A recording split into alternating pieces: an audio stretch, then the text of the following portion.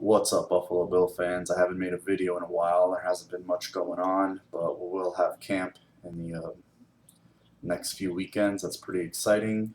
And the topic du jour for most Bills fans has been Jaruis Byrd's contract, or lack thereof, if you will. I'll be honest with you, Bills fans.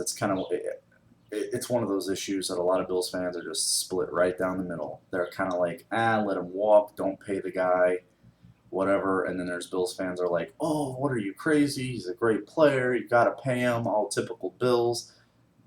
Buffalo pays players. They've paid players before. Just last offseason, they paid Mario Williams and Mark Anderson a bunch of money. They re-signed Stevie. They gave Fred a contract extension. I didn't hear any fans calling them cheap then. But you can't do that every offseason. You can't go out every offseason and back up the Brinks truck for every guy on your roster, every guy out in free agency. They've paid players in the past.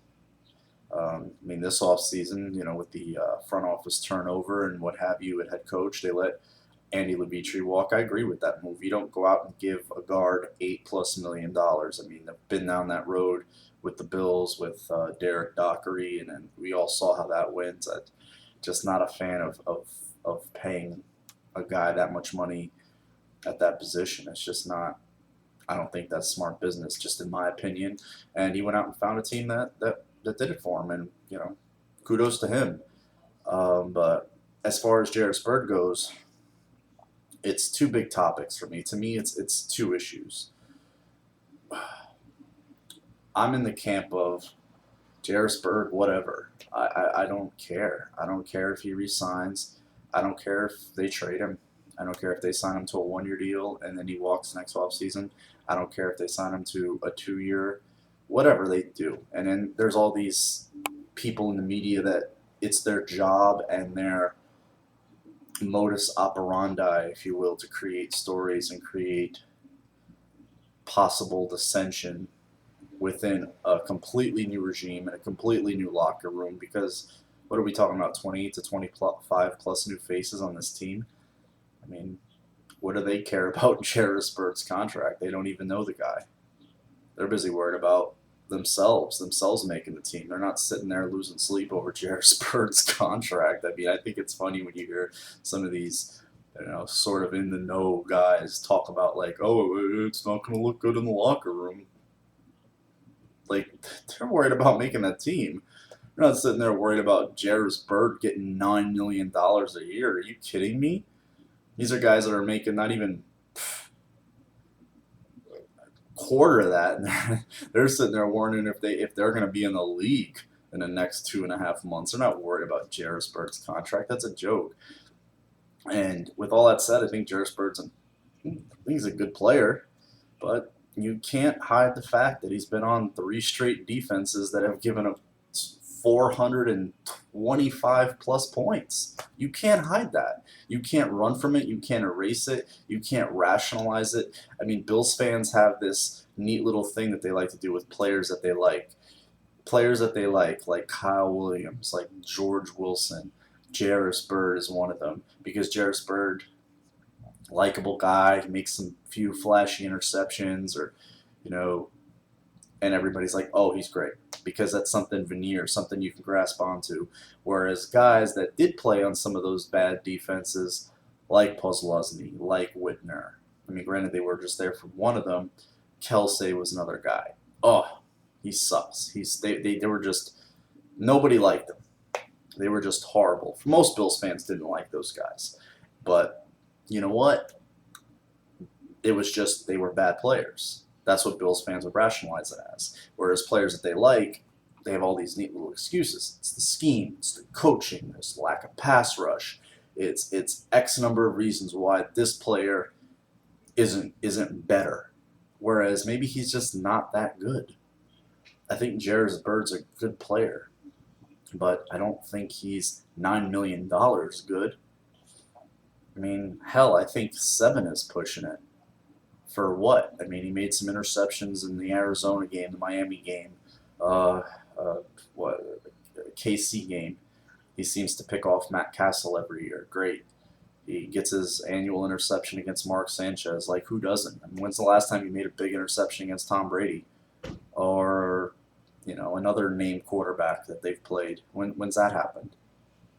We again, I'm being fair. We would blame Fitz. Me, myself, would blame Fitz for not beating better teams, having winning records against better teams. When's Jaruis Byrd made a big play in a big game? Bills haven't had many big games, but there was a lot of must-win games last season, and I don't remember seeing him. I don't remember seeing him in the Colts game. I don't remember hearing his name called in a lot of those games when they went on their big losing streak last year. The year before last, I'm sorry.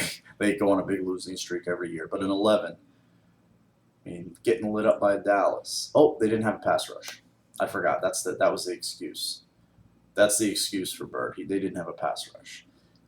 Again, I'm not saying he's a horrible player. I think he's a good player. I think he's a good player. But for a guy that's been on those defenses that have been that bad, I mean, at what point is he accountable for some of that? He has to be. Played in 16 games in every one of those seasons. He got to be accountable for some of that. And again, like I said, there's a segment of Bills fans that they just have these certain group of players that you just drop in this bag and you close it, and those are just do not touch. They're in the do not touch bag because they seem to be devoid of any blame once they're in that bag. No, they all get it. And this is on to my next thing is why I don't care about Byrd is because he's not the premier topic. He's not the premier issue. He's not the premier story. Story 1, 2, and 3 this whole off season since the draft. Well, even before the draft, this camp, this whatever. Hell, it's been the issue for years. Quarterback. Who's the quarterback? Hopefully, EJ Manuel. How fast is he going to play? How well does he play? How well do the coaches prepare him? How well does he come on in the off season?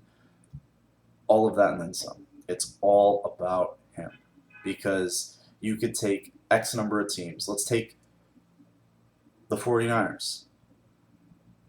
Patrick Willis was there. Navarro Bowman. Ahmad Brooks. They had Frank Gore, Vernon Davis. They had all these good players there. Then they got a coach that came in and demanded better quarterback play, whether it was out of Alex Smith or Colin Kaepernick. They were a 6-10 team, 5-11 team, 7-9 team, much like the Bills, toiled for a lot of years. They got a coach that came in and had a clue, demanded better play out of his quarterback, and he got it. And look, 13-3, NFC Championship game, 11-5, 11-4-1, Super Bowl. Seattle Seahawks, same thing, 7-9, 7-9. They signed free agent, to a pretty solid deal. Matt Flynn. They draft a quarterback, and we're like, you know what? Even though we drafted this guy in the third round, he's better. Let's put him in there. I don't care how it looks. And guess what? 11-5. Almost one game away from NFC Championship game. Hell, Washington, same thing. All these players were there. Whether it be Brian Arakpo, Santana Moss, Ryan Kerrigan, they had good football players. They're the same players there.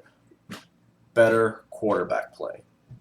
Their quarterback made them exponentially better. Russell Wilson, they had Richard Sherman there. Marshawn Lynch was there. Again, this is why I'm trying to tie it in with Jaruis Byrd.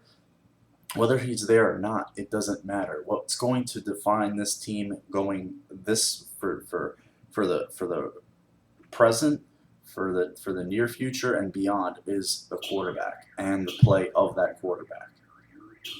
Period. And that quarterback being EJ Manuel.